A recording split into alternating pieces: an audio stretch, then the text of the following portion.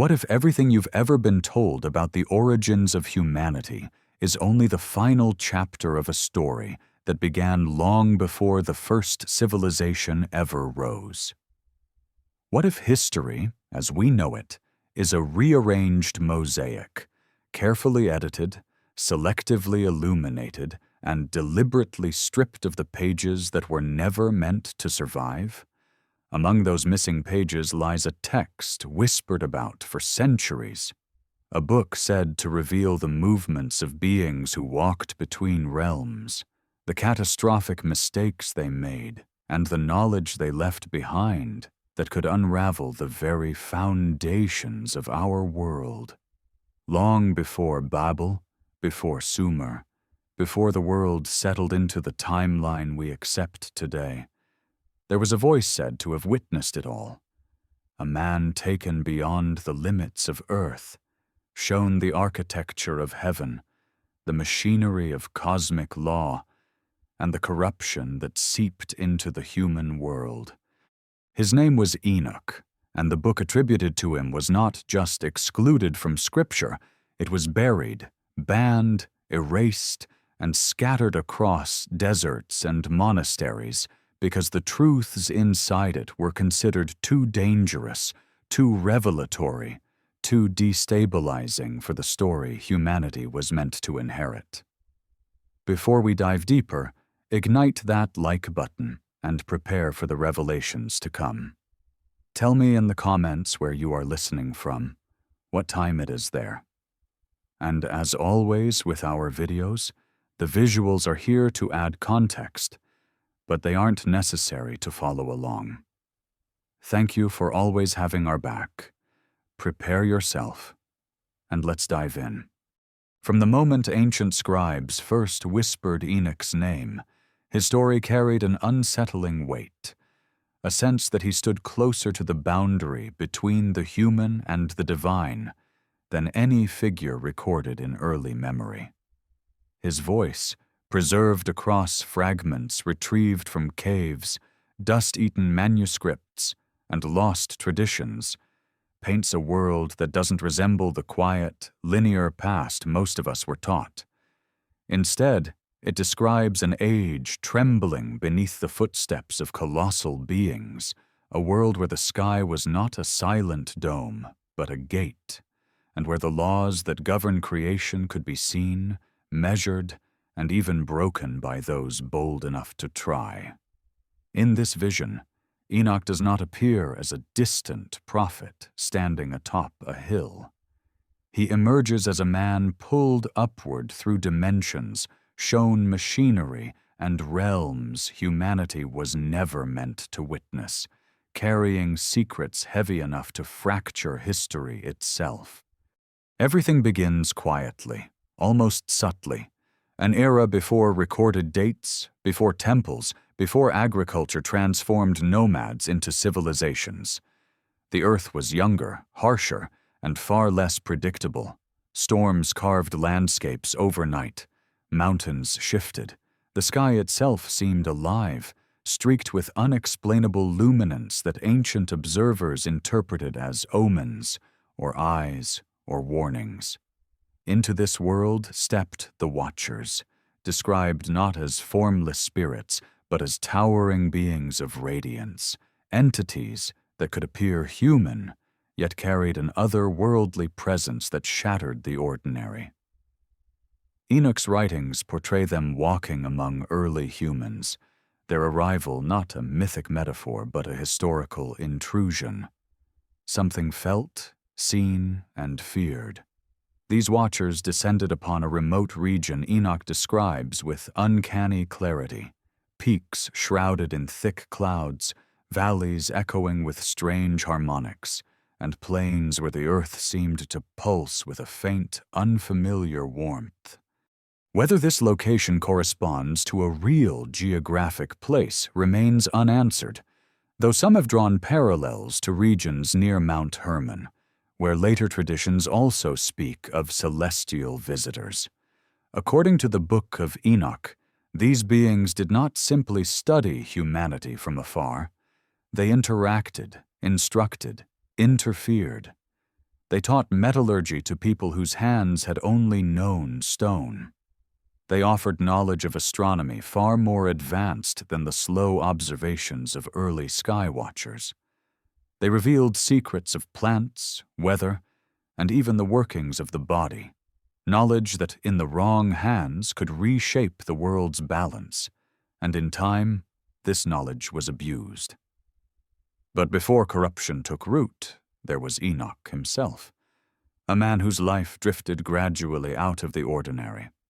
The text describes him as someone who walked with God, but these words, when stripped from later religious filters, read more like testimony of a physical relationship with otherworldly intelligence. He was approached, chosen, and lifted into realms where light behaved differently, where beings existed in forms the human mind struggled to interpret. His ascent is recorded not as a metaphorical dream, but as a bodily, sensory event. The rush of air, the displacement of sound, the overwhelming brilliance that enveloped him as he crossed into higher domains. Inside those realms, Enoch witnessed structures so vast they defied description, halls of crystalline geometry, chambers radiating with patterns that pulsed like living equations.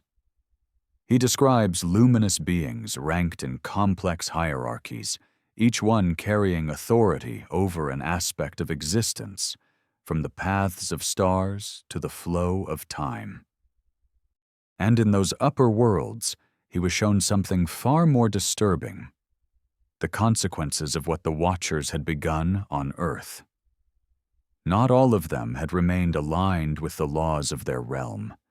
Many had grown fixated on humanity, its fragility, its curiosity, its untapped potential. They crossed boundaries, violated cosmic decrees, and acted as guides and lovers to early humans. The offspring of those forbidden unions are described with a tone that wavers between awe and dread. Enoch calls them giants, beings of immense strength and appetite, hybrid creatures who did not belong to the natural world's balance. Whether these descriptions are mythological exaggerations or distorted memories of a long-lost population, their presence in Enoch's text is unmistakable. They roamed valleys and mountaintops, their shadows stretching across the land, consuming resources faster than human communities could sustain. Conflicts erupted. The world became strained, both physically and spiritually. Something had to be done. The Watchers' rebellion triggered a chain reaction in the higher realms. Enoch's text speaks of rulers, archangels, but not in the soft, winged imagery familiar today. These figures are commanding presences, described as forces of cosmic law, luminous beings of immense gravity who confronted the Watchers with an authority that shook mountains. Among them were names that echo through later traditions: Michael, Gabriel, Uriel, Raphael. In Enoch's account, they are not messengers. They are enforcers, sent to restore balance in a world spiraling toward catastrophe. Enoch, caught between realms, became witness to the approaching judgment. He saw councils debating the fate of Earth. He heard laments from Watchers who realized too late what they had unleashed. He watched as the boundaries between heaven and earth began to collapse under the strain of forbidden knowledge and hybrid offspring. And still, he was given one more role: to document everything.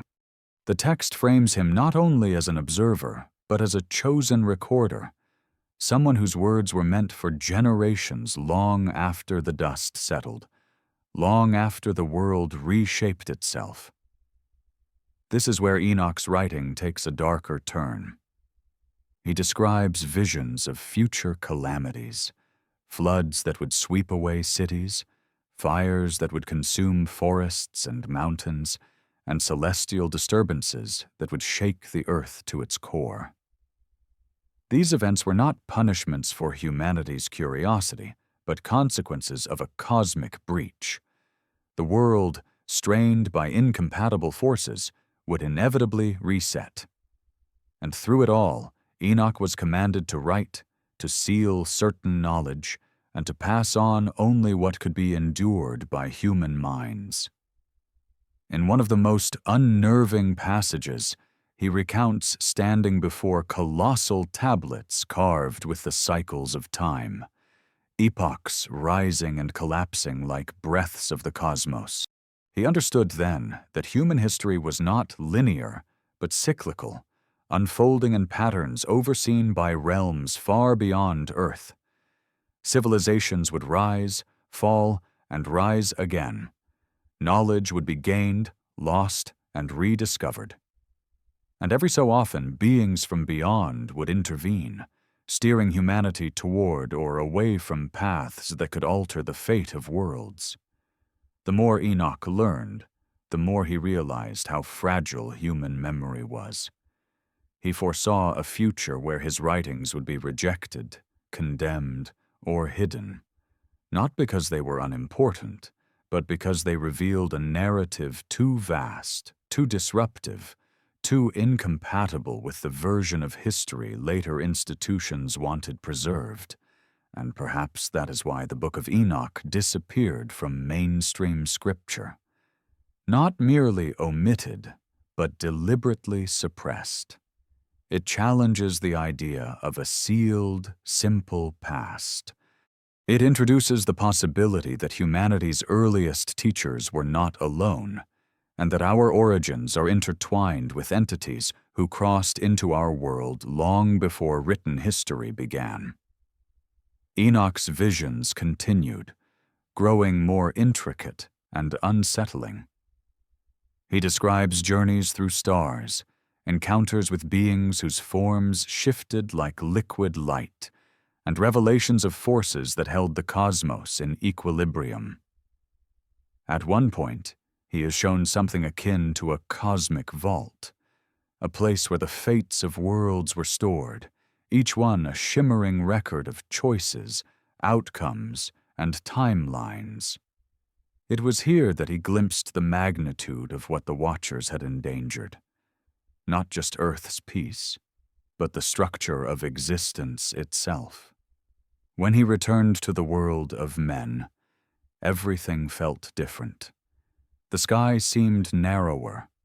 The ground felt heavier. The people around him appeared unaware of the cosmic tensions unfolding just beyond their perception. Yet Enoch's task was clear. He would reveal enough to guide future generations, but not enough to destroy them. He wrote with precision, embedding warnings within descriptions, encoding cosmic patterns within metaphor and story. Those who read deeply could sense that his work was more than spiritual teaching. It was a map, a chronicle, a preserved dataset of interactions between realms. As the Watchers faced their judgment, as the giants raged across the land, and as corruption spread through forests, rivers, and tribes, Enoch recorded the unfolding downfall. He saw storms forming in places where storms had never appeared. He saw animals fleeing from unseen forces. He saw the early humans caught in the crossfire of beings far beyond their comprehension, struggling to survive in a world that had tilted out of balance. And through all of it, he sensed the coming of a great reset, the flood, or something like it, an event that would wipe away the hybrid offspring, bury forbidden knowledge, and restore order, at least temporarily. But Enoch's story does not end with destruction. His writings hint at an unbroken thread of hidden knowledge carried through generations. He foresaw survivors, keepers of memory, who would pass down fragments of the Watchers' teachings, blending them into myth, ritual, and architecture.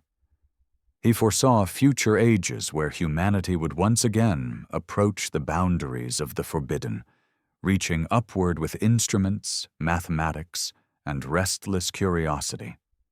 and he foresaw a time when his book, long buried, would resurface from caves and ruins, returning to challenge a modern world convinced it understands the past. Enoch's narrative is not merely ancient myth. It reads like testimony from a man caught between two universes. His words confront us with a question that echoes quietly through the ages. What if humanity's earliest teachers were not human at all? And what if the knowledge they offered, the knowledge that led to catastrophe, still lingers beneath the surface of our history, waiting for us to rediscover it?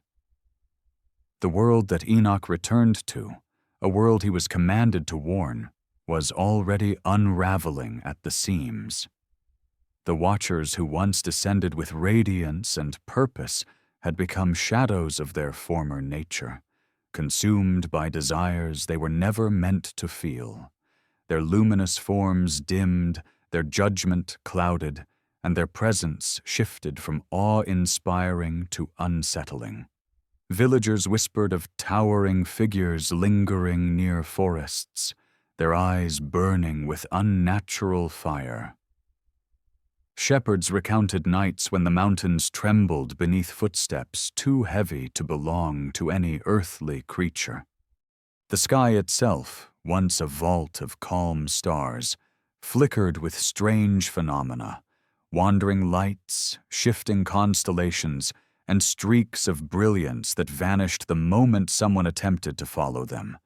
Enoch observed all of this not as a distant chronicler, but as someone caught between worlds, aware of the watcher's anguish, aware of humanity's fear, and aware of the cosmic forces gathering above, preparing for a reckoning. His visions had shown him that nothing in creation goes unchecked for long. Every imbalance sets off a chain, every forbidden act triggers consequences, and the watcher's transgressions had rippled outward like fractures spreading through glass. The giants, those hybrid offspring, were the most visible evidence of this rupture. They grew rapidly, their bodies expanding beyond what nature could sustain. Their appetites devoured entire herds, entire forests. Their emotions burned with intensity, rage that split rocks, sorrow that shook the ground, and hunger that turned them into living disasters. Communities that once flourished along rivers found themselves trapped between two forces. On one side, beings of power struggling with guilt and rebellion.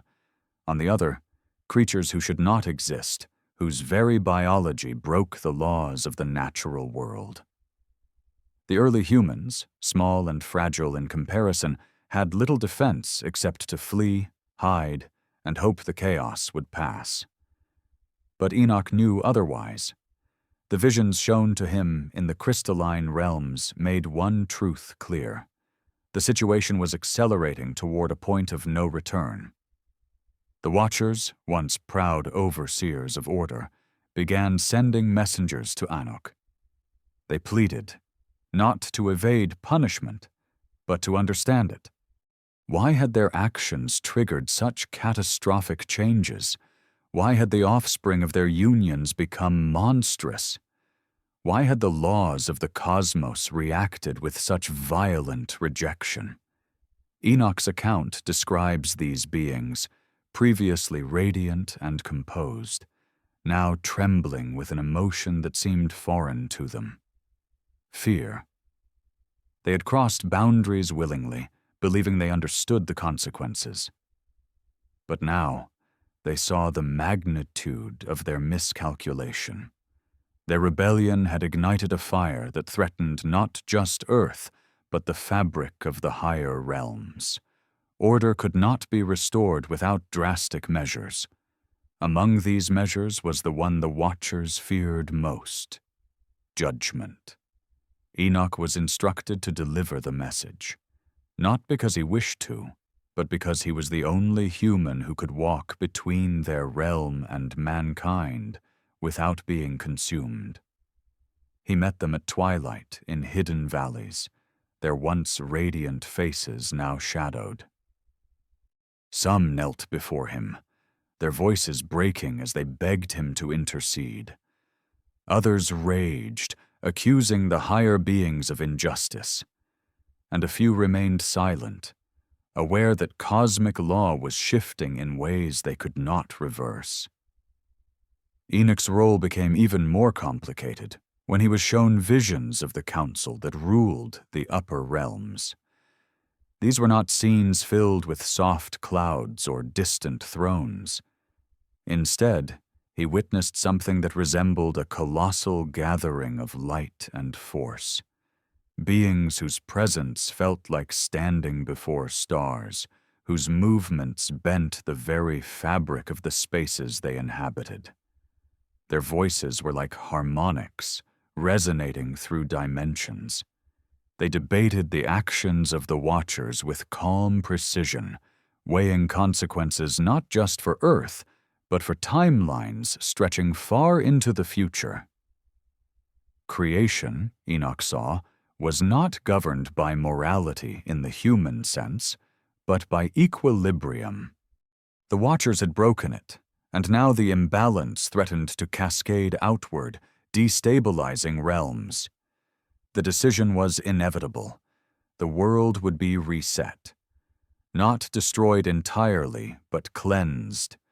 Cleared of the hybrid offspring, purged of corrupted knowledge, restored to a point where humanity could continue without the contamination that now seeped through its foundations.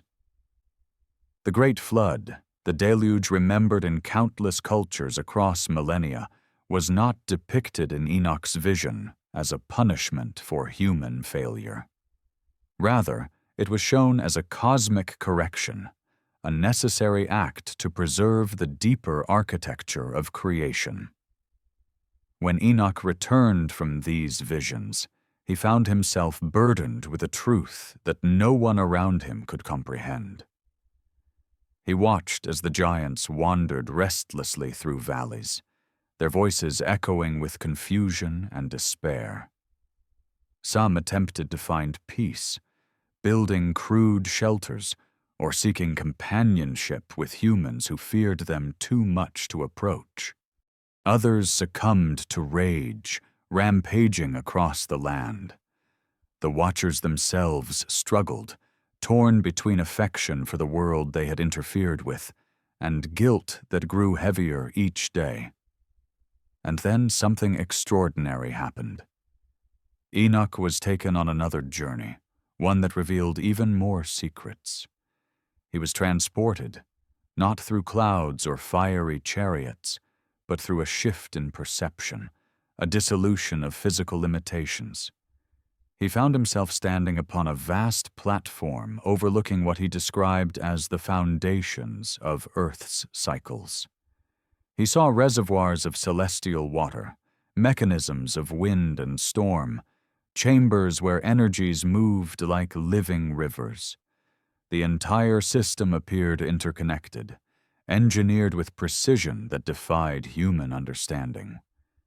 Beings of light moved among these structures, maintaining balance, adjusting flows, monitoring stresses. Enoch realized then that the universe operated like a great organism, and Earth was one vital component in a chain of interdependent systems. When the Watchers intervened, they disrupted not just human progress, but the calibration of energies that sustained entire epochs. Their knowledge, introduced prematurely, accelerated human development, but also corrupted it. Metallurgy led to weapons long before it should have existed. Botanical knowledge allowed manipulation of plants in ways that destabilized ecosystems. Astronomical insights, though accurate, seeded mythologies of power that reshaped human societies in unpredictable ways. The giants themselves, born of conflicting energies and incompatible biology, represented a threat beyond simple physical destruction.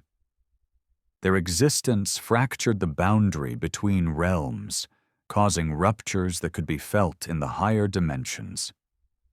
Enoch saw these fractures as luminous cracks, shimmering like broken glass suspended in the sky.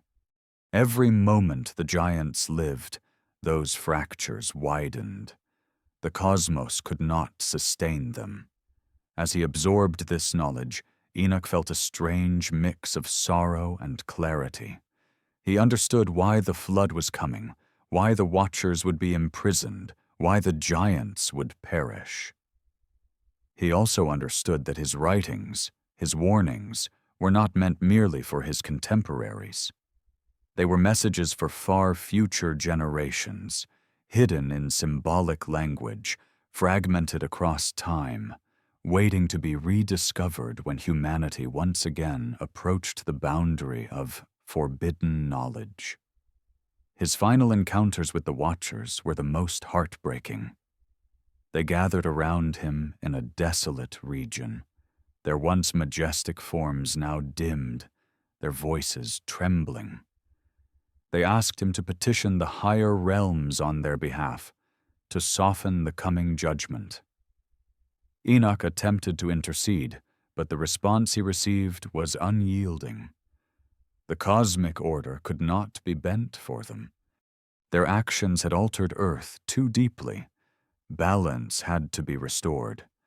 The Watchers would be bound, confined to regions described as dark, cold, and isolated, intermediate dimensions where time moved sluggishly, and where the light they once radiated would be dimmed to near nothingness. Enoch recorded their reactions with haunting detail. Some wept, beings of immense power reduced to sorrow. Others accepted the verdict, acknowledging their mistake. A few cursed the heavens, though their rage only deepened the fractures surrounding them.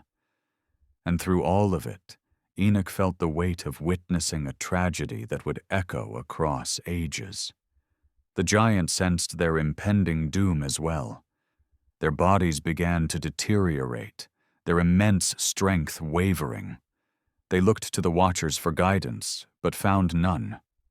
Some attempted to flee into remote regions, hoping to escape the coming deluge. Others begged the humans for refuge, but the humans, terrified and exhausted, had little to give.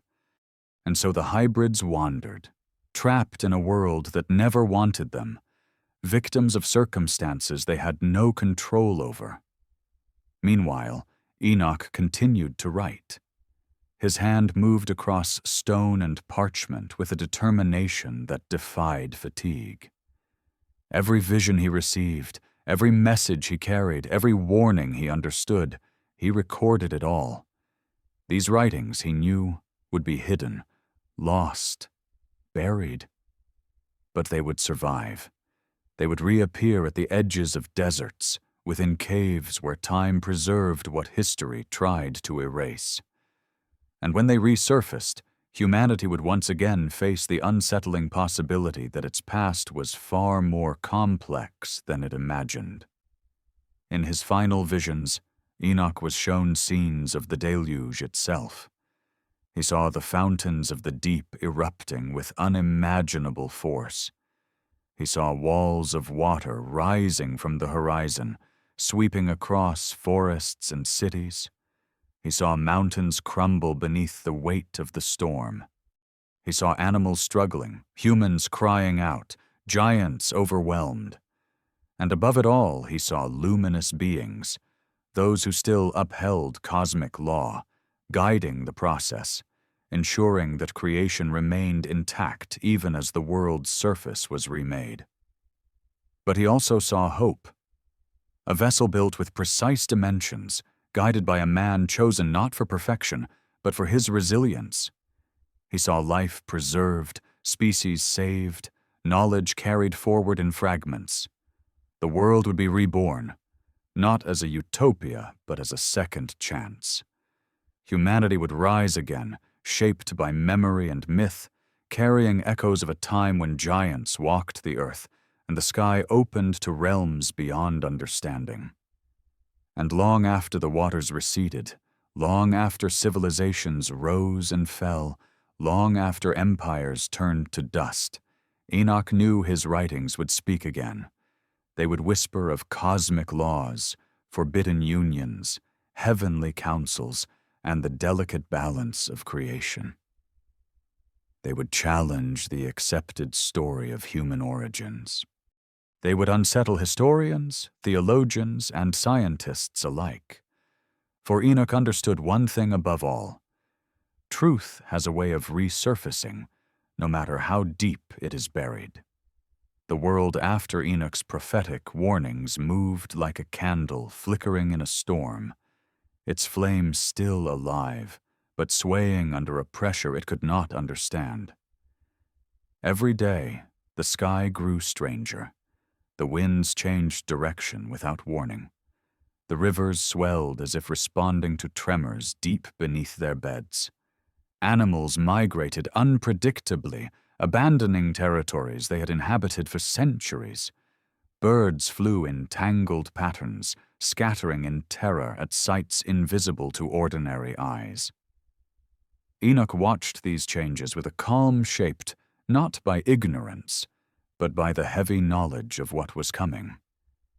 He had already seen the deluge in his visions. He had witnessed the cosmic machinery shifting into place. But the people around him sensed only dread, not understanding. They looked to the mountains, where the silhouettes of the giants still wandered at dusk.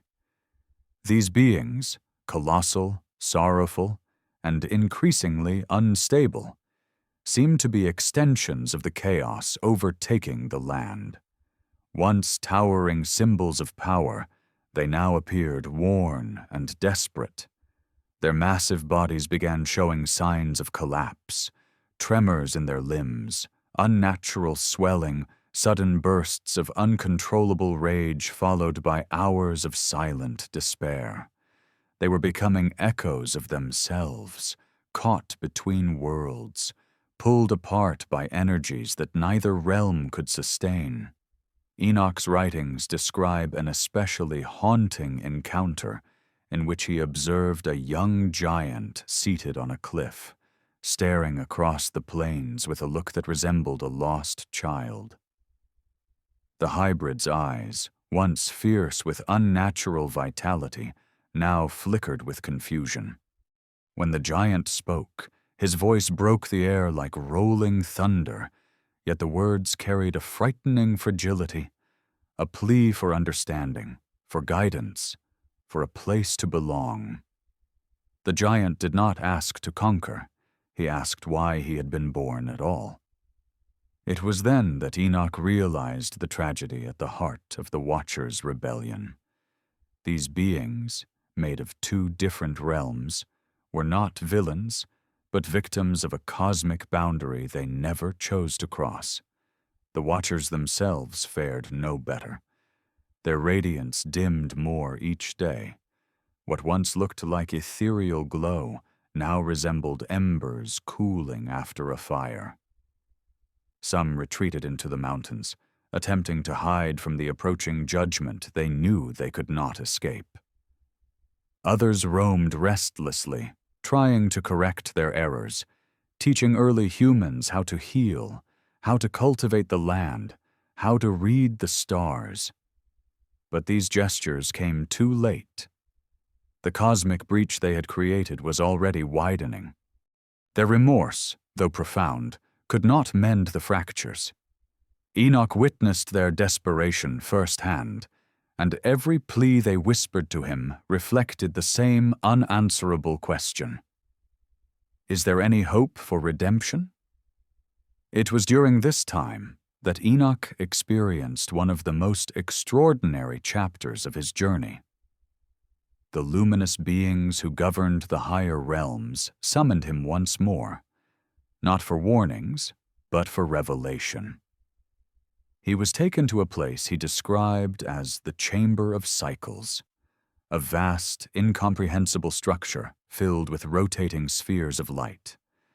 Each sphere pulsed with rhythmic patterns that resonated like distant music. Enoch realized these were representations of ages, epochs that rose, flourished, decayed, and eventually reset. The patterns of creation were not chaotic. They followed laws that transcended the limitations of human perception. Time was not linear. It was a deliberate sequence, repeating in cycles that maintained cosmic equilibrium. In this chamber, Enoch was shown a vision of Earth across multiple ages. He saw landscapes stripped bare by ice, then rewoven with forests.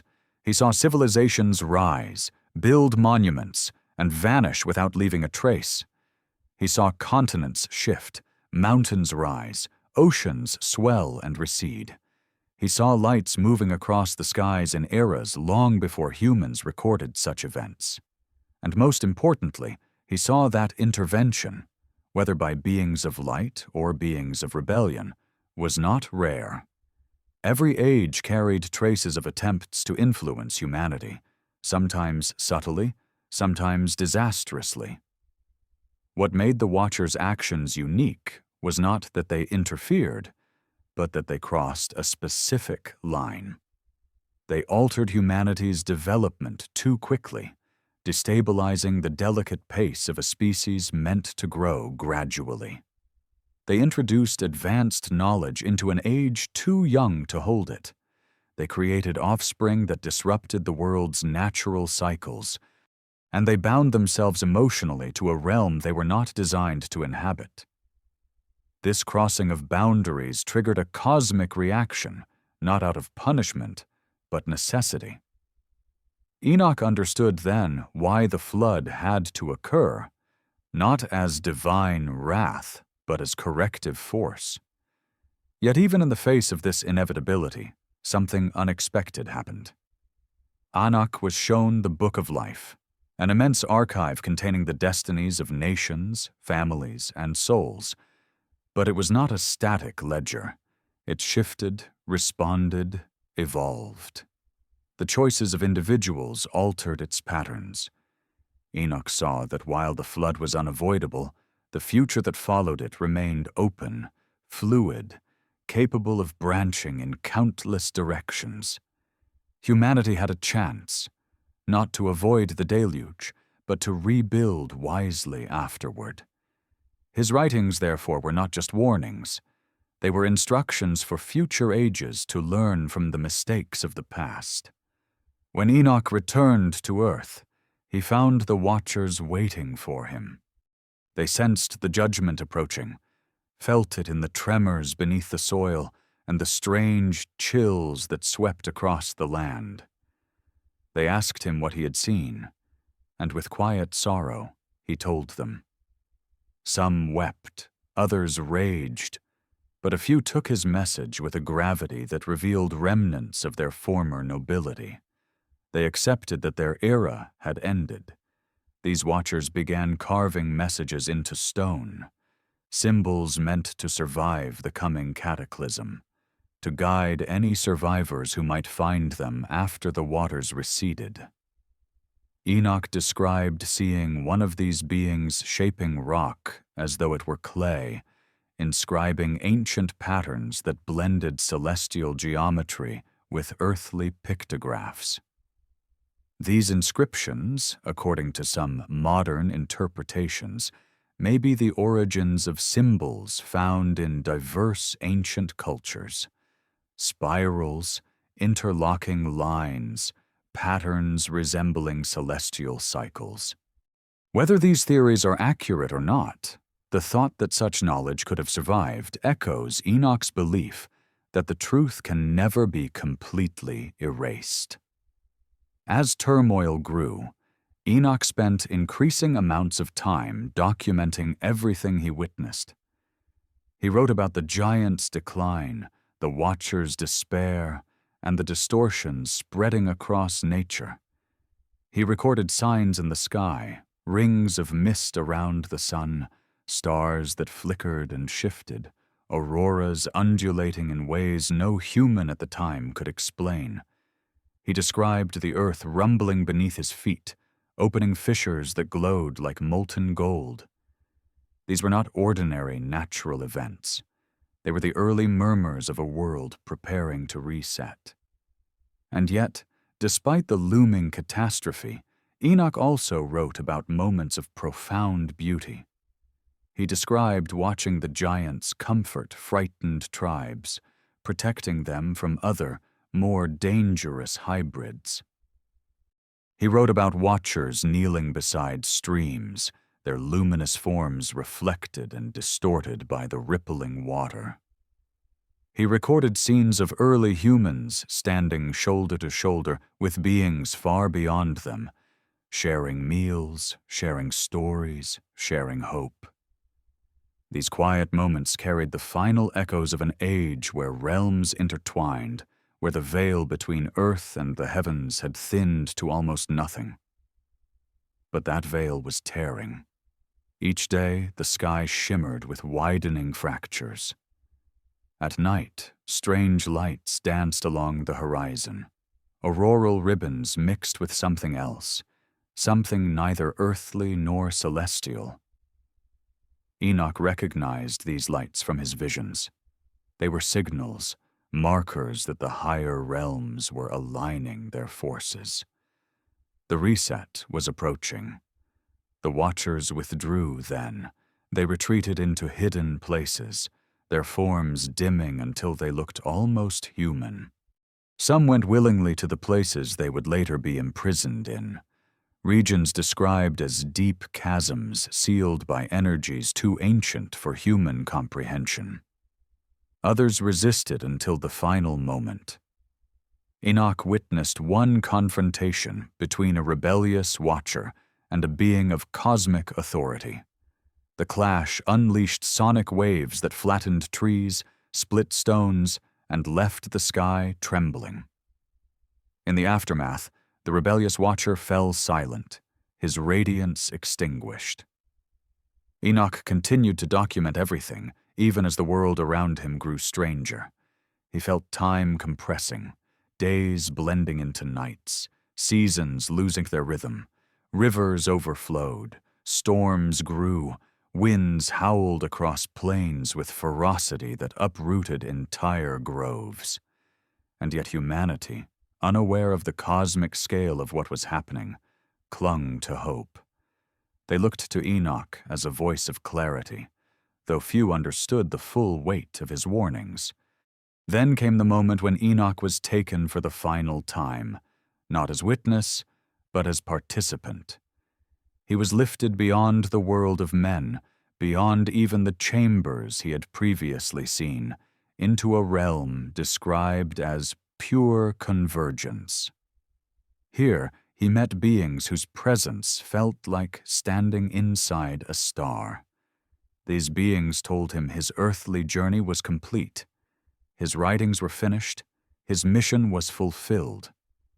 And then they offered him something no human before him had ever received: the choice to remain in the higher realm, transformed into something beyond mortality. Enoch accepted. Not out of pride, but because he understood the importance of continuity between realms. His presence in the upper worlds would ensure that humanity was never forgotten. His writings would guide those on earth. His voice would echo across ages. The last thing Enoch saw before his transformation was the beginning of the deluge. He saw the fountains of the deep burst open. He saw the sky split with roaring waters. He saw mountains swallowed by waves. He saw giants collapsing in sorrow, their voices fading beneath the thunder. He saw humanity scattering. And then he rose, disappearing from the world he had known, becoming a bridge between earth and the heavens, a figure whose story would be hidden, forbidden, rediscovered and debated for millennia. Enoch's departure left behind only his writings, his warnings, and the echoes of an age now lost to water, time, and secrecy. But the fragments that survived would one day re-emerge, challenging everything we think we know about our past. Long after Enoch had vanished from the world, taken into realms where light and law intertwined, the earth staggered under the weight of what had been set into motion. The deluge thundered across continents, reshaping valleys, swallowing forests, erasing every trace of the age when giants walked beside humans and watchers stood on mountaintops. For those who survived, the world that emerged after the waters receded seemed new, unfamiliar, stripped clean of memories too heavy for fragile minds to carry. Mountains bore fresh scars. Rivers carved new paths. The air felt different, thinner, as though the sky itself had been washed of the strange energies that once shimmered between realms. Yet beneath that surface of renewal, remnants remained. Not physical traces. Those had been swept away, but echoes embedded in the collective consciousness of humanity, stories of enormous beings, tales of heavenly visitors, myths of a catastrophic flood that reset the world. These fragments, whispered from generation to generation, preserved slivers of a truth too vast to fully comprehend. And though the watchers had been bound in places described as cold, silent, and timeless, and the giants had been wiped from the earth's face, the consequences of their era continued to ripple through history. As the world began to repopulate, small tribes emerged from highlands and hidden valleys where they had taken shelter during the storm. Their lives were simple: hunting, gathering, building shelters from driftwood and stone. But among them were individuals who carried memories of the old world, faint yet persistent. They remembered the words of Enoch. They remembered the shapes towering against moonlit skies. They remembered warnings carved into rock by beings whose hands glowed like fire. These survivors became storytellers, reluctant keepers of knowledge too strange to be believed yet too powerful to forget. One such survivor, described in later traditions, claimed to have witnessed the final collapse of a colossal structure built by the giants, an immense tower of stone that disappeared beneath a whirlpool during the deluge. Whether this was a symbolic memory or a fragment of real history remains unknown, but it illustrates a truth. The world before the flood was not as primitive as historians often claim. According to Enoch's writings, the Watchers and their hybrid offspring had constructed monumental structures, observatories carved into cliffsides, megalithic altars aligned with stars, pits of molten ore where metals were forged with knowledge far beyond the age's natural development. All of this vanished underwater, but the memory of grandeur lingered. As generations passed, survivors settled into new lands. They rebuilt, relearned, reinvented. But something unusual happened. Despite starting from what should have been a primitive baseline, certain tribes exhibited knowledge far ahead of their neighbors. They understood agriculture before others had even begun domesticating animals. They built walls from massive stones without leaving evidence of tools capable of cutting or lifting them. They oriented their early structures to astronomical positions with precision that modern scientists still debate. How did these early humans, emerging from a global catastrophe, carry such knowledge? Enoch's writings offer a clue. He recorded that before the deluge, certain individuals were instructed by luminous beings, beings loyal to cosmic law, to preserve fragments of wisdom.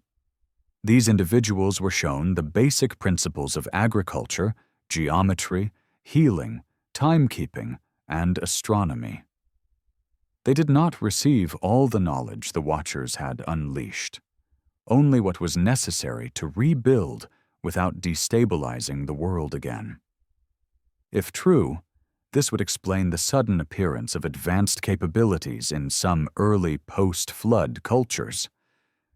In one passage, Enoch describes a seed of wisdom placed in the hearts of a chosen lineage. This seed was not a physical object, but an intuition, an inner understanding of patterns, cycles, and structures. As humanity rebounded, this intuition manifested in the construction of early megalithic sites, stone circles aligned with solstices, pillars carved with symbols reminiscent of celestial cycles, underground chambers that resonated with low frequencies when light passed through narrow openings. These sites appear across continents, often built by cultures with no known contact. Archaeologists today label them mysteries, but from the perspective of Enoch's text, they were echoes of a world that had once been guided, carefully, hesitantly, by non-human hands. Even so, not all knowledge was meant to resurface. Enoch warned that fragments of the Watcher's forbidden teachings had survived the flood in concealed places, sealed caves, buried chambers, and memory lines carried through myths.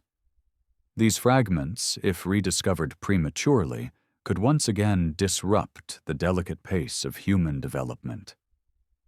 And throughout history, there were moments when this nearly occurred.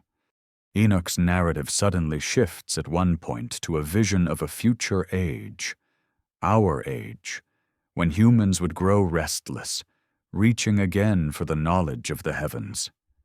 He saw people studying the stars, not with simple observation, but with instruments that pierced the darkness. He saw machines powered by invisible forces, flying metal constructs that soared where the Watchers once descended. He saw humans splitting the building blocks of matter, bending light, manipulating the rhythms of life itself. The parallels between his visions and modern science are difficult to ignore. But the most striking passage in this section of his writings describes a rediscovery, a moment when fragments of ancient knowledge would reappear, not through myth, but through excavation. Caves in deserts, scrolls buried in forgotten libraries, tablets sealed in stone. Enoch foresaw a time when humanity, confident in its understanding of history, would stumble upon evidence contradicting everything it believed. The rediscovery of the Book of Enoch itself in the Ethiopian highlands and the Dead Sea Scrolls eerily mirrors this prophecy. According to Enoch, this rediscovery was not accidental. Knowledge returns when the world approaches a threshold, a point where humanity stands on the brink of repeating the mistakes of the Watchers. The warning embedded in his text becomes clearer here. When humans reach too far, too fast, the consequences resonate not only in their world, but across realms. Civilization rises, civilizations fall, but the laws remain the same. After the flood, the world entered what Enoch called the Quiet Age. This was a time when the realms separated fully, when contact diminished, when the sky returned to its natural rhythm. No more shimmering fractures, no more giants, no more luminous beings walking in plains. Humanity lived under a simpler sun, unaware that the universe it inhabited was still buzzing with forces just out of sight. And yet, signs remained. Strange figures carved into stone, legends of gods descending in fiery chariots, stories of star maps etched into the ceilings of caves, tales of beings who taught writing, mathematics, or architecture. When anthropologists examine these myths today, they often categorize them as symbolic or metaphorical. But Enoch's writings imply something different. These stories are decayed memories of actual encounters, blurred by time and retold across generations until they transformed into myth. In one especially intriguing section, Enoch describes standing in a post-flood landscape and seeing the remnants of an ancient city. Not a grand metropolis, but an outpost built by the Watchers. He writes of pillars still glowing faintly, humming with an energy that had not fully dissipated. He describes inscriptions carved into black stone, recording celestial alignments and cycles of time. He speaks of deep shafts that once connected to chambers buried far below the surface. This city, whatever it once was, did not survive long after the flood. Earthquakes devoured it, sediment buried it. But the idea that such remnants could still lie hidden beneath layers of geological time has led some modern researchers to speculate that if Enoch's stories are grounded in reality, traces of pre-flood architecture may still exist, buried under deserts, ocean floors, or mountain ranges. Perhaps the most haunting aspect of Enoch's post-flood writings is his description of a presence watching over humanity from afar. He speaks of beings who were not the Watchers, beings who did not rebel and did not descend physically. They observed from higher realms, guarding the boundaries that once had been crossed. Enoch portrays them not as guardians of obedience, but as stewards of balance. Their role was to ensure humanity grew at the proper pace, learning through experience rather than through interference. These Watchers, not the fallen ones but the lawful ones, appear periodically in his visions, standing at the edges of reality like silhouettes behind a veil. But Enoch also warned of something else, something darker lingering at the periphery. The imprisoned Watchers, though bound, were not erased. Their influence could still seep through in subtle ways, carried by resonance, memory, or the fragments of forbidden knowledge buried in human cultures. According to his visions, there would be times when this influence resurfaced, not through giant offspring or physical manifestations, but through impulses embedded within certain human pursuits. The hunger for power, the rush toward unchecked technology, the desire to elevate oneself beyond natural limits. These impulses, he warned, mirror the very traits that led to the Watchers' downfall. Humanity, in essence, carries the potential to repeat their rebellion. As centuries unfolded, Enoch's writings disappeared from mainstream tradition. They were banned, burned, hidden, or dismissed. But the memory of the flood persisted across nearly every culture on Earth. Mesopotamian tablets, Greek myths, indigenous American traditions, Nordic sagas, Southeast Asian stories, African legends, Australian Dreamtime narratives. Everywhere, tales of a great deluge resurfaced, astonishingly similar despite oceans and millennia separating them. How did this happen? Did separate cultures independently invent identical catastrophes? Or were they all remembering the same event, the Great Reset described by Enoch? The more scholars compare these stories, the harder it becomes to dismiss their similarities.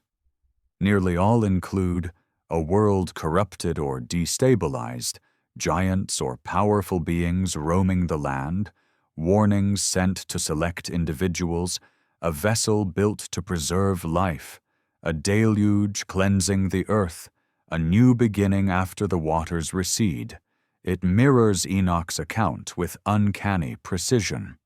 And yet mainstream academia rarely acknowledges these parallels beyond vague references to shared archetypes. But Enoch's writings suggest that collective memory is not metaphor. It is evidence of a past humanity once lived through. As Enoch foresaw, Humanity eventually forgot the details. What remained were whispers, myths, symbols, architectural alignments, fragments of ancient languages. But his writings preserve the deeper truth, that the flood was not the end of a story, but the midpoint. It was a hinge in the wider cycle of creation. After the waters receded, humanity stepped into a new age, one where remnants of the old world would guide them, warn them, haunt them. And somewhere in the silence of that new age, Enoch watched, not from Earth, but from the realm he had been taken into, transformed, luminous, woven into the fabric of cosmic law. His perspective changed, his visions expanded. And though humanity could no longer see him, he continued to observe its rise, its falls, its repeating patterns. He foresaw civilizations that would rediscover metalworking, writing, astronomy. He foresaw empires rising from deserts, forests, and river valleys. He foresaw monumental structures built with precision that echoed the forbidden knowledge of ages past. In all these visions, he sensed a tension, a slow approach toward another threshold. Humanity would once again push against the boundaries of the natural world. It would lift its eyes towards the heavens, seeking answers. It would excavate ruins hidden beneath sand and ice. It would search for meaning in lost texts. Eventually, it would find his writings again. And when it did, the cycle would shift. Because the Book of Enoch does not merely describe the past, it warns the future. For the secrets of the Watchers, their rise, their fall, their forbidden actions, are not just stories of an ancient world. They are reflections of tendencies embedded deep within humanity itself. And Enoch understood that if these impulses ever resurfaced in full, the cosmos would tremble once more. In the ages that followed the Great Flood, the world settled into an uneasy quiet, a silence not of peace, but of resetting. Forests spread across lands once carved by giant footsteps. Rivers twisted into new paths, forgetting the ancient cities buried beneath their silt. Humanity, scattered but alive, rebuilt slowly. Villages became tribes, tribes became settlements.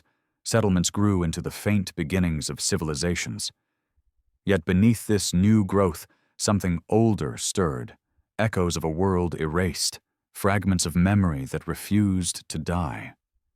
And among those memories, one name persisted like a whisper carried across generations: Enoch. Though few understood who he truly was, stories of the man who vanished into the heavens appeared in traditions across continents. Some remembered him as a sage whose words could bend the course of stars. Others described him as a mediator between gods and mortals. In certain remote regions, elders recounted that Enoch walked not with deities, but with luminous beings of immense power, beings who once descended to earth and changed the fate of humanity forever. These oral traditions, though distorted by time, preserved a vital truth. Enoch's story was not merely a legend.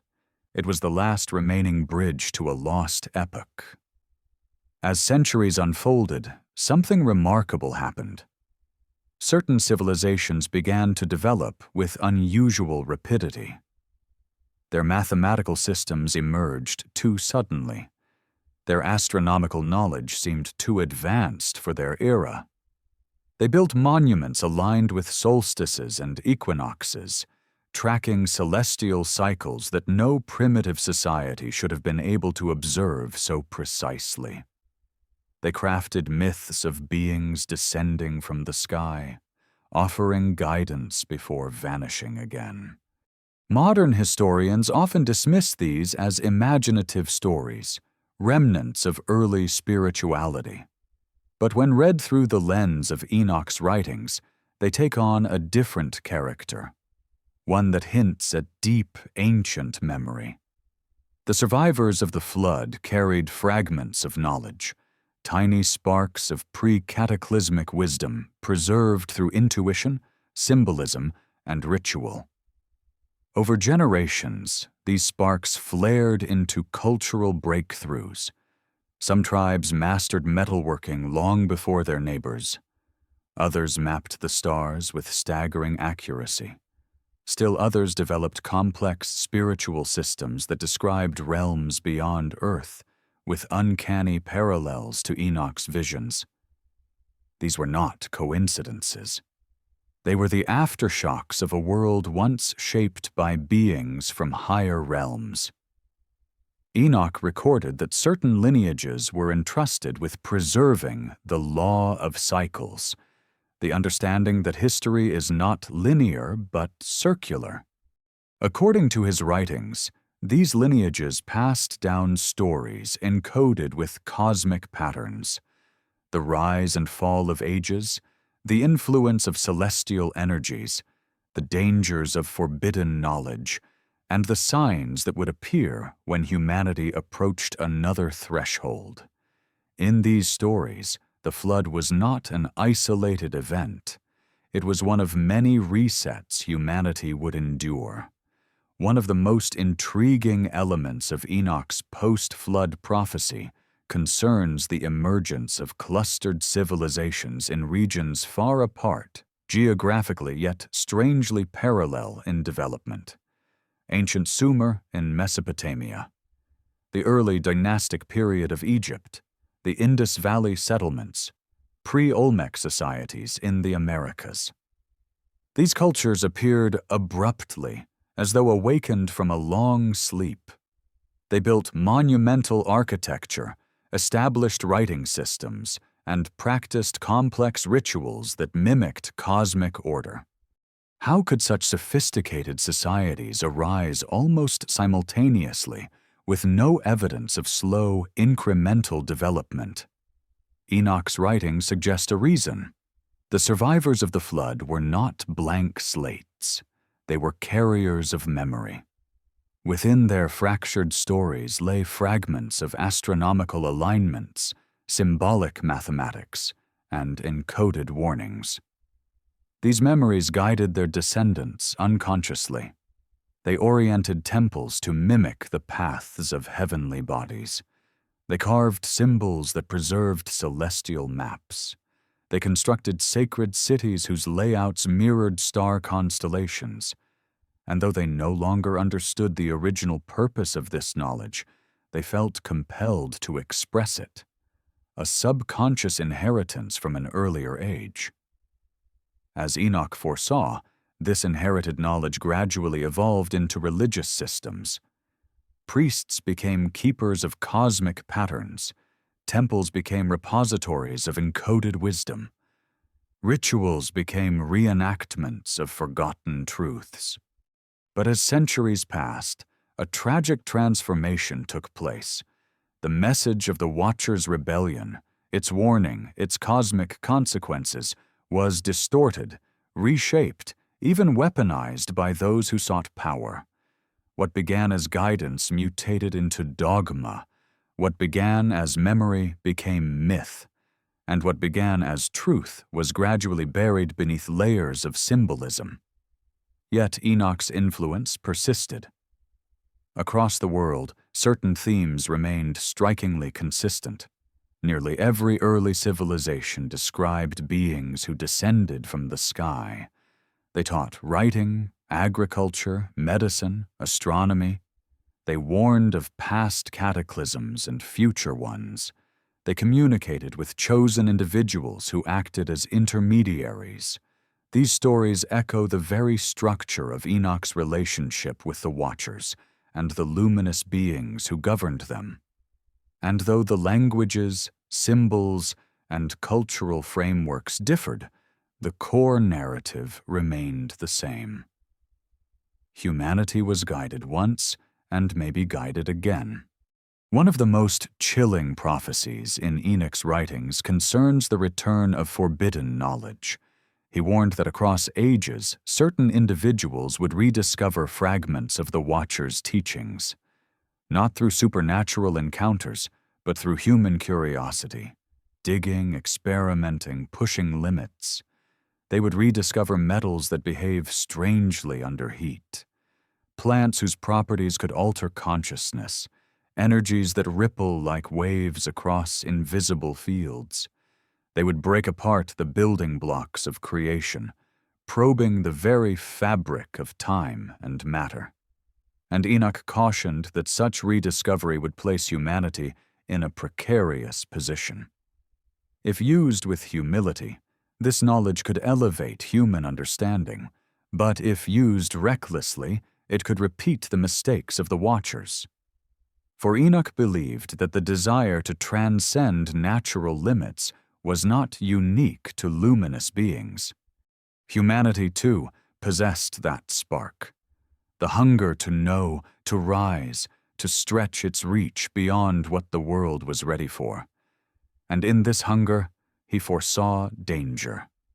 He described a future age, a time when humans would no longer look to the heavens with simple wonder, but with ambition. They would build machines that soared like the Watchers once did. They would craft structures of metal and energy, bending laws once thought immutable. They would harness power invisible to the eye, capable of reshaping landscapes in an instant.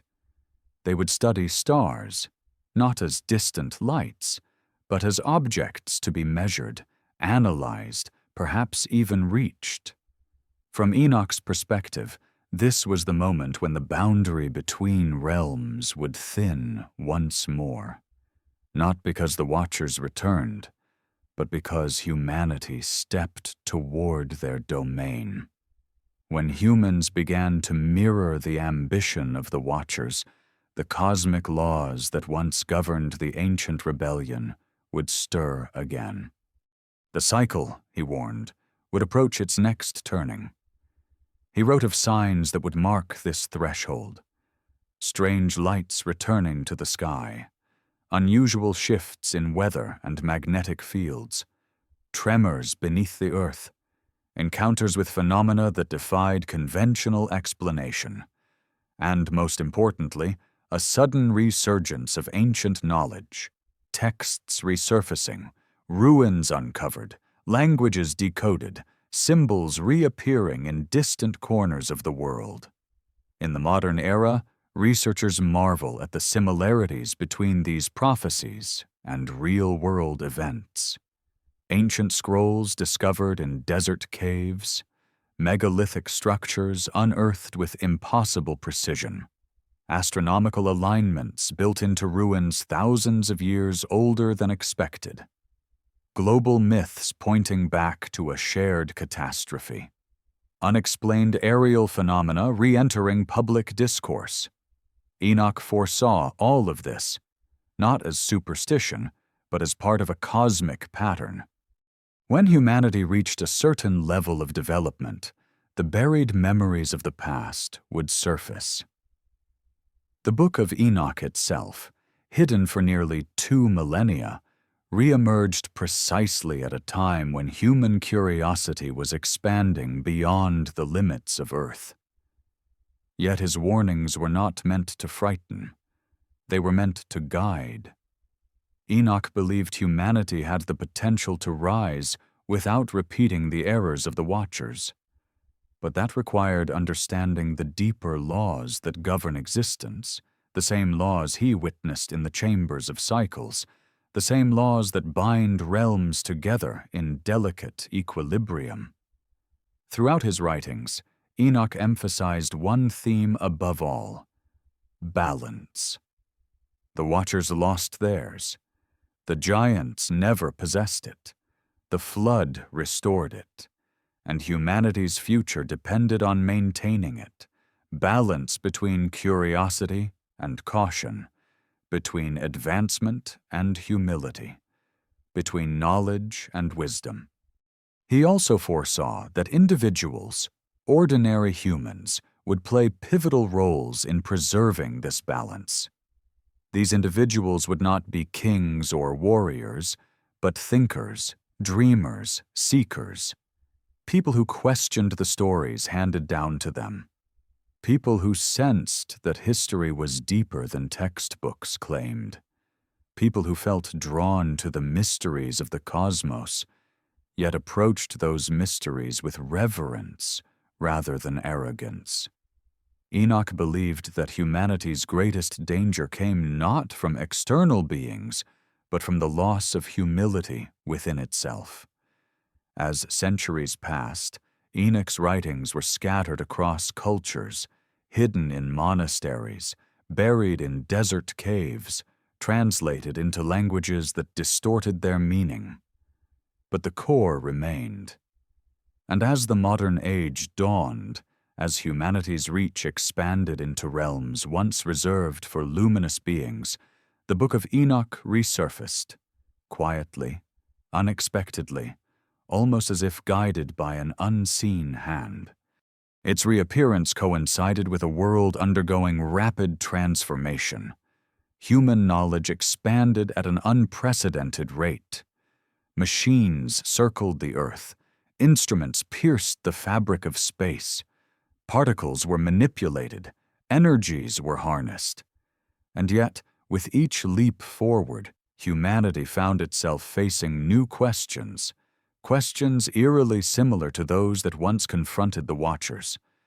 Questions of power, questions of boundaries, questions of responsibility, questions of what happens when a species approaches the limits of its natural domain.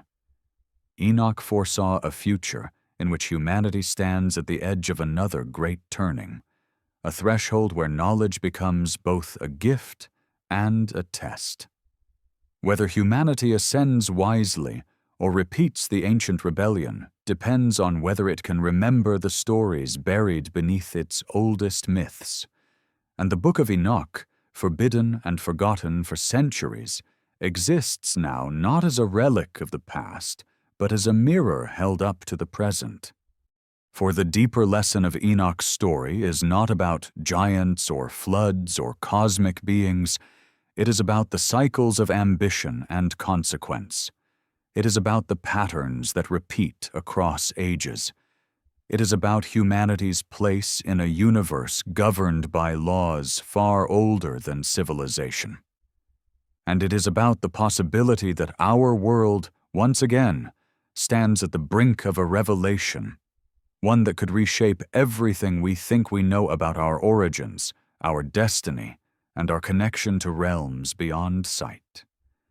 Across the vast tapestry of human history, there are moments when the past reaches forward, quietly, subtly, like a hand brushing the surface of the present. These moments surface in symbols carved into ancient stone, in myths that refuse to fade, in inexplicable alignments of monuments with stars older than civilization itself. They surface in the uncanny sense shared by many cultures that humanity once lived through an age so extraordinary, so catastrophic, that the memory of it became a wound carried across millennia. And at the core of this wound lies the story of the Watchers, the giants, the flood, and the man who walked between realms, Enoch.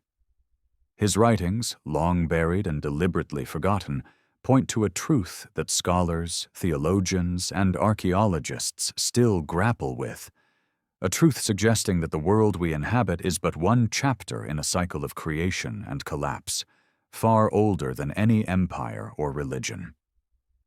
Enoch's words describe a universe alive with structure, intelligence, and law, a cosmos not governed by randomness, but woven with purpose. Yet they also describe a fragile equilibrium easily disturbed when beings, whether celestial or human, overstep their bounds. As humanity rebuilt after the flood, it unknowingly carried fragments of ancient memory encoded not only in ritual and myth, but in instinct, creativity, and ambition. Enoch foresaw that this buried inheritance would eventually resurface, not in the form of giants or luminous beings, but through the expanding curiosity of future generations. He saw a time when humans would once again attempt to cross the boundary between earth and the heavens, not through forbidden unions, but through exploration, calculation, and technology. And in this pursuit, he saw the beginning of a new cycle. But before humanity reached that threshold, it would undergo a long, winding evolution, one shaped by both the remnants of ancient knowledge and the natural curiosity embedded in the human spirit. Enoch's visions traced this evolution across countless ages, observing how humanity rediscovered fragments of cosmic law through philosophy, science, architecture, and mathematics. He described early astronomers who tracked the movement of stars without understanding that they were echoing techniques taught by luminous beings in a forgotten age. He described cultures that built pyramids, ziggurats, observatories, and stone circles that mirrored constellations, planetary cycles, and celestial events. These structures, according to Enoch's writings, were not mere tombs or temples. They were anchors, markers designed to stabilize humanity's understanding of the cosmos. In one remarkable passage, Enoch spoke of a future time when humans would uncover these structures and marvel at their precision. They would wonder how ancient builders mastered geometry, astronomy, and engineering without advanced tools. They would search for explanations in migration patterns, trade routes, and cultural diffusion, but they would always sense something missing, an invisible thread connecting civilizations that should never have shared knowledge. Enoch understood that this thread was the remnant of a world shaped by beings from beyond, a world whose memory lingered not through direct recollection, but through intuition and symbolic expression. As humanity progressed through the ages, Enoch foresaw periods of enlightenment and darkness, rises and collapses of empires, bursts of innovation followed by regression. He described these eras not as accidents, but as pulses in the cyclic heartbeat of creation. Each age introduced new challenges, new discoveries, new opportunities to understand the laws governing the universe. And through it all, a subtle tension persisted, the same tension that once drove the Watchers to cross the boundaries of their realm. According to Enoch, this tension manifested in humanity's desire to ascend beyond limitation. It pushed humans to build higher towers, chart deeper waters, study the stars, map the unseen forces shaping their world. It compelled them to ask questions that their ancestors had avoided. What lies beyond the physical world? What governs the movement of stars? What is the nature of life? Where did humanity truly come from? And most unsettling of all, are we alone? These questions marked the early steps toward a new threshold, one Enoch foresaw with clarity. His writings describe an age when humans would begin unraveling the fabric of reality itself, decoding the laws that once remained hidden in the chambers he witnessed during his celestial journeys. He spoke of individuals who would observe particles too small for the naked eye, energies that flowed through the universe like invisible rivers, patterns that repeated across scales from the microscopic to the cosmic. His descriptions echo the language of modern physics, though written in symbols and metaphors that ancient scribes struggled to interpret. He wrote of vibrating threads connecting all creation, threads that resonate with frequencies determining the nature of matter, time, and consciousness. He wrote of pathways through which light and information travel instantly across vast distances. He wrote of realms layered like veils, separated by subtle energetic boundaries, but deeply intertwined. As scholars rediscovered Enoch's writings in the modern era, these passages stood out as eerily prescient.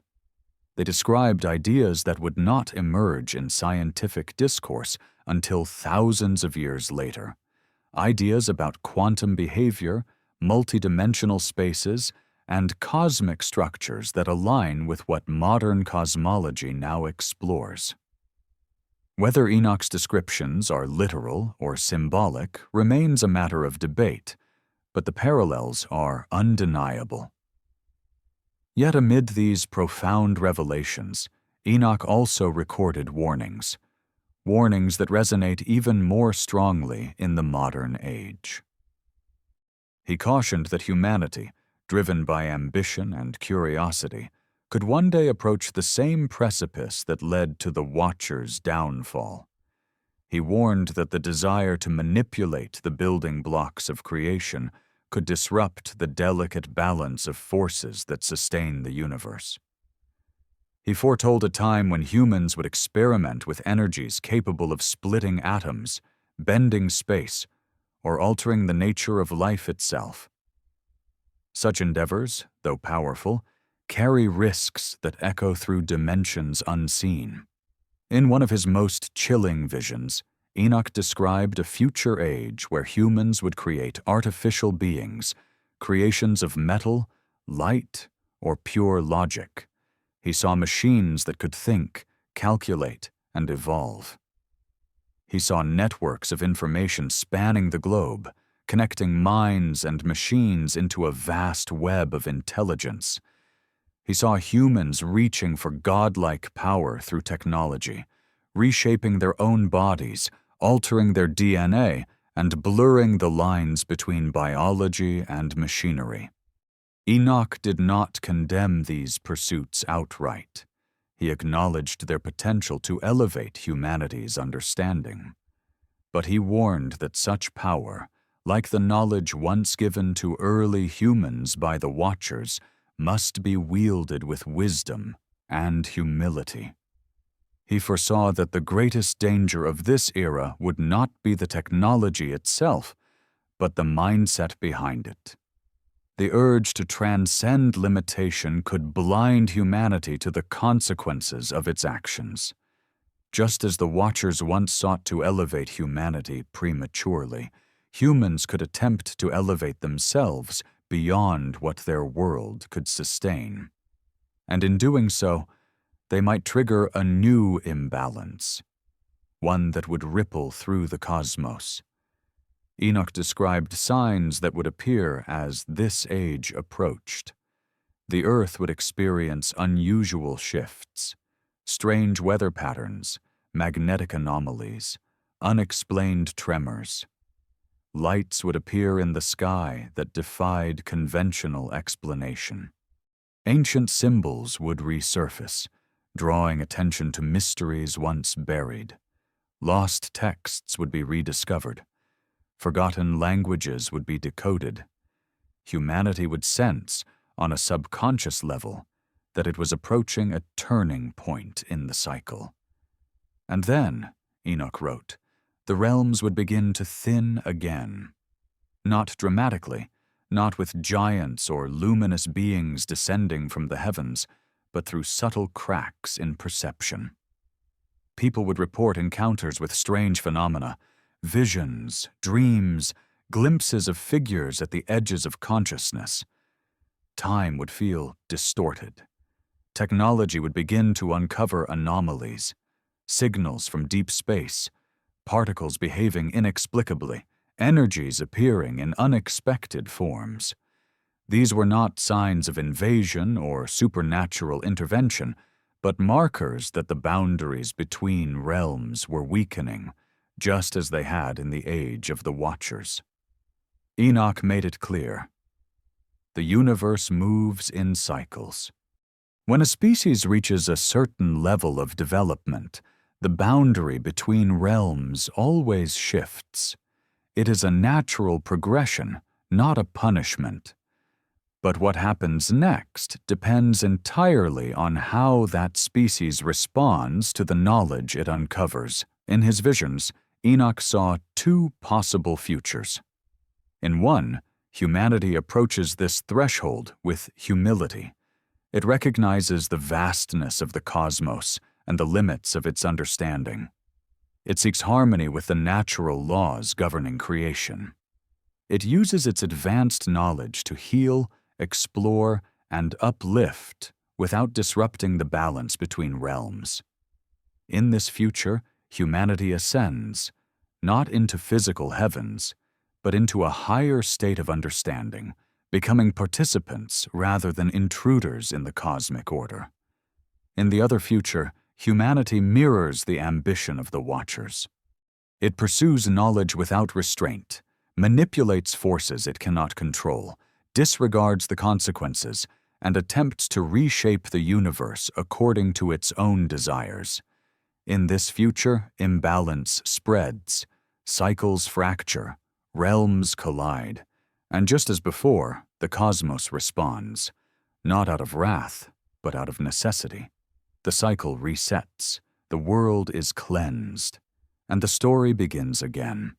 Enoch's writings do not insist that humanity will choose one path or the other. They emphasize the importance of choice, of awareness, of responsibility.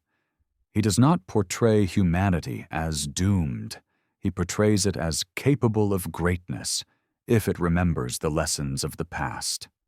He saw individuals who would act as bridges between eras, scientists, philosophers, storytellers, explorers, and ordinary people who feel drawn to mysteries larger than themselves.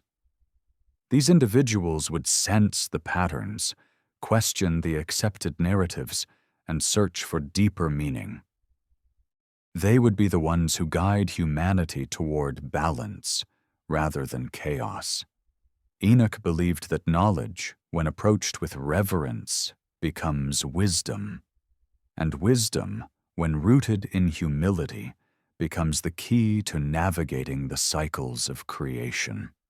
As the modern world grapples with ancient mysteries resurfacing, lost cities under oceans, megaliths aligned with stars, texts like his emerging from forgotten caves, it becomes increasingly clear that Enoch's visions were not mere myth.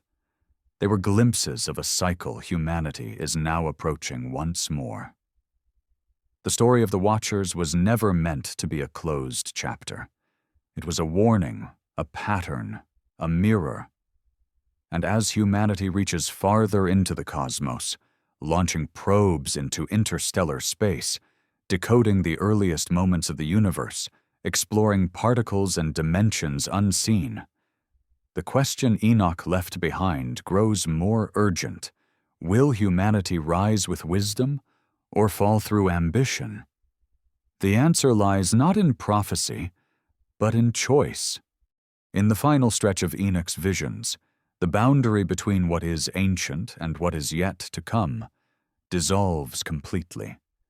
His writings no longer read like memories of a distant world, nor like prophecies meant solely for a future age. Instead, they merge into a single, continuous narrative, one that suggests time itself is a looping river rather than a straight line.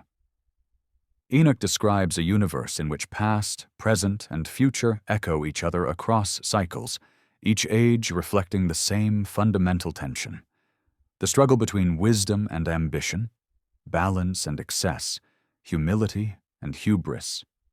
And as he peers across these cycles, his final messages carry a tone deeper and more contemplative than any other part of his story. The world he saw emerging in the distant future, a world that resembles our own, was one teetering on the edge of a profound awakening. Humanity had risen from its post-flood rebirth, built civilizations atop buried memories, rediscovered knowledge through centuries of trial and error, and reached a level of understanding that allowed it to reshape nature at will. But with this power came an ancient echo, a whisper from the age of the Watchers, reminding humanity that every ascent carries a shadow. Enoch watched as people learned to harness invisible forces that ran through the fabric of reality. He saw them develop machines that could speak across vast distances, fly through the sky, and dive beneath the oceans. He saw towers rising higher than the giants who once strode across the earth. He saw energy manipulated in ways that mirrored the early teachings of the Watchers. Teachings given without foresight, without restraint. Humanity's curiosity was boundless, its imagination soared, and its technological abilities grew at a pace that would have astonished even the luminous beings of his own age. Yet with this advancement came familiar dangers. In his visions, Enoch saw laboratories probing the essence of life, altering genetic structures, engineering organisms that had never existed before. He saw technologies capable of sensing particles smaller than atoms, bending electromagnetic fields, and extracting power from the core of matter. He saw immense networks of intelligence, organic minds intertwined with artificial ones, capable of analyzing patterns that once took centuries to decipher. Humanity, in its brilliance, was reconstructing knowledge that paralleled the forbidden teachings of the Watchers. And just as before, this pursuit created fractures. Not fractures in stone or sky, as in the age of the giants, but fractures in the fabric of meaning itself. People no longer agreed on what life was, what consciousness meant, what ethics should guide creation, or what boundaries should exist between natural and artificial realities. Invisible cracks appeared in society, splitting communities, ideologies, and entire cultures. These cracks mirrored the cosmic fractures Enoch had seen when the Watchers destabilized the world. The similarities were subtle, but unmistakable. As humanity advanced further into the technological era, Enoch's visions grew more complex. He saw a future in which humans extended their reach beyond Earth, building vessels capable of crossing the void between stars. He saw colonies on distant planets, machines mining asteroid belts, and observatories floating in orbit around alien suns. To Enoch, these achievements represented the ultimate expression of human ambition, the drive to transcend earthly limits and step into the realm once inhabited only by celestial beings. Yet he also saw a deeper truth. The more humanity reached outward, the more it began to sense something watching back. He described encounters between humans and phenomena that defied logic, mysterious signals pulsing from deep space, objects moving against all known physical laws, shadows detected at the edges of telescopic images that behaved like vast intelligent structures. These phenomena, Enoch suggested, were not extraterrestrial civilizations in the conventional sense, but manifestations of higher realms, echoes of the same luminous beings who once interacted with early humanity. Not the fallen Watchers, but their lawful counterparts, observing the unfolding of a new age from afar. Yet humanity, driven by curiosity, sought explanations. It developed instruments so precise they could detect fluctuations in quantum fields. It built detectors that sensed ripples in space-time, vibrations in dark matter, energies that resonated like distant chords in a cosmic symphony. Through these breakthroughs, humanity began to glimpse the structure of creation, its layers, its harmonics, its interconnected dimensions. And with each discovery, Enoch's writings seemed less like myth and more like an encrypted scientific treatise. But even as humanity stood on the verge of understanding the architecture of the universe, Enoch saw another danger emerge. the temptation to control what should only be observed.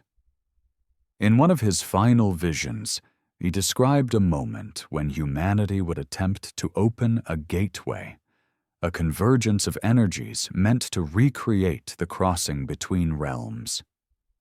It would begin as a scientific experiment, perhaps in a laboratory buried deep beneath the earth, or in a sprawling facility orbiting high above it. Researchers would attempt to stabilize a portal, a tear in space-time, a controlled rift that could allow information, or even matter, to pass between dimensions. Their intentions would be noble at first: to understand the origins of the universe, to solve the mysteries of dark energy, to unlock new forms of communication. But the act of opening such a gateway, Enoch warned, would echo the ancient rebellion. It would attract attention from realms humanity was not prepared to face. It would awaken forces that had lain dormant since the time of the Watchers, forces that respond automatically when cosmic boundaries are breached. Enoch described what would occur with haunting clarity. The first signs would be subtle: fluctuations in gravitational fields, strange distortions in light, sudden anomalies in time perception. People would experience déjà vu, prophetic dreams, glimpses of events that had not yet occurred. Animals would behave strangely. Electrical systems would malfunction. The fabric between realms would thin, just enough for whispers to pass through. Then the disturbances would intensify. Technologies relying on quantum principles would begin to fail. Satellites would record shapes and shadows that appeared and vanished in milliseconds. Radio telescopes would pick up patterns resembling coded messages. And within certain individuals, those most sensitive to the deeper structures of reality, visions would surface, memories of ages they had never lived, dreams of luminous beings and ancient councils. Humanity would stand at a crossroads. Enoch foresaw two responses: fear or understanding. If humanity responded with fear, attempting to weaponize the portal, contain the anomalies, or shut down the disturbances through brute force, the fracture would widen. The cosmos would react, not out of anger, but out of necessity, seeking to restore equilibrium as it had once done with the flood. Enoch hinted at possible consequences: storms of unimaginable scale, disruptions in Earth's magnetic field, shifts in climate, even temporal distortions that could alter perception or memory on a global level. But humanity could choose another path. If it responded with understanding and humility, acknowledging the limits of its knowledge, interpreting the anomalies not as threats but as messages, the gateway could become a point of awakening rather than collapse. Through this opening, humanity might finally grasp the deeper patterns of reality, the cycles that guide the rise and fall of worlds, the laws that govern the balance between realms, the responsibilities that come with power. Enoch's final writings emphasize this choice more than any other message. He understood that humanity was unique among earthly creatures, possessing both the curiosity of the Watchers and the fragility of mortal beings. This combination made humanity capable of extraordinary achievement, but also of extraordinary error. The future, he suggested, would depend not on technology itself, but on the consciousness guiding it. He described a moment when humanity would collectively awaken to its place in the cosmos, a realization that the universe is not a vast emptiness, but a living architecture of intelligence, law, and interconnected realms. This awakening would not come through religion or superstition, but through the union of science, philosophy, and spiritual insight.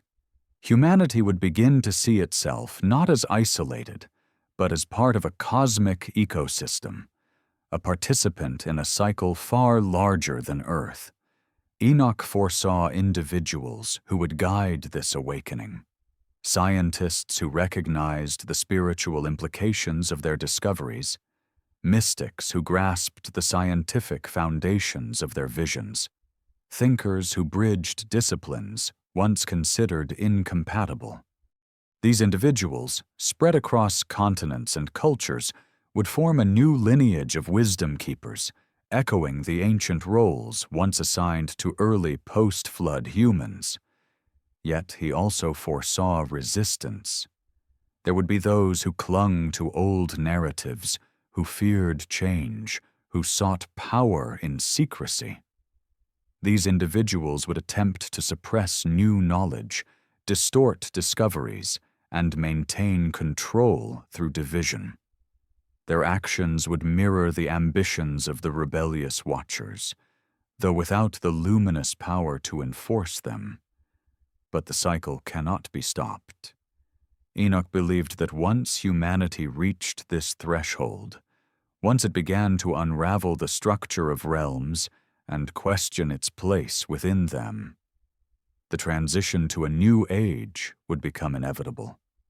Whether that transition was gentle or catastrophic depended on humanity's ability to learn from the past. As Enoch's visions drew to a close, he no longer described events in terms of specific years or ages. Instead, he described patterns, waves of transformation sweeping across civilizations, awakening individuals through intuition, curiosity, and encounters with the unexplained. He suggested that humanity was never meant to remain static. Each age is an opportunity for growth, each catastrophe a reset, each rediscovery a bridge. The final message in his writings reads more like a meditation than a prophecy. He describes standing on a threshold, looking out across a universe filled with light. He speaks of realms layered like concentric spheres, each one vibrating with its own frequency. He speaks of beings moving through these realms in harmony with cosmic law. And he speaks of humanity, small but luminous, fragile but capable of profound understanding, stepping forward into the unknown. Enoch does not end his account with a warning, but with a question.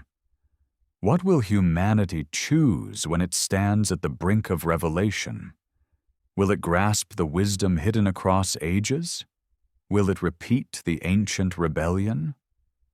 Or will it find a new path, one that honors the delicate balance that sustains the universe?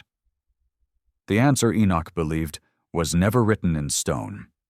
It lives in the choices of each generation, each discovery, each leap toward the stars. And as his final vision fades, the cycle continues, waiting for humanity to rise, to remember, and to choose with clarity.